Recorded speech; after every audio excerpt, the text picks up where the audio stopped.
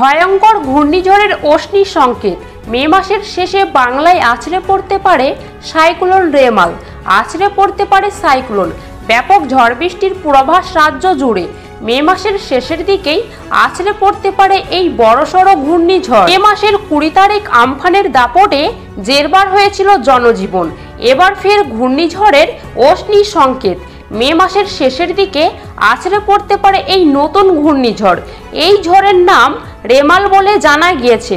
আবহাওয়া দপ্তরের খবর অনুযায়ী জানা গিয়েছে আগামী 20 মে দক্ষিণ বঙ্গোপসাগরে একটি ঘূর্ণাবর্ত তৈরি হতে পারে, আর সেটি উত্তর দিকে এগিয়ে গিয়ে শক্তি বাড়াবে।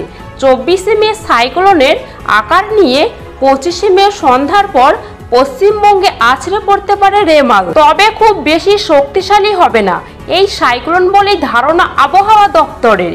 কিন্তু যতক্ষণ না সাইক্লোন তৈরি হচ্ছে, ঝড়ের গতিবেগ সম্পর্কে সঠিক ধারণা করা যাচ্ছে না। তাই ফের আরও একবার আমফানের কথা মনে করিয়ে দিতে পারে এই ঝড়।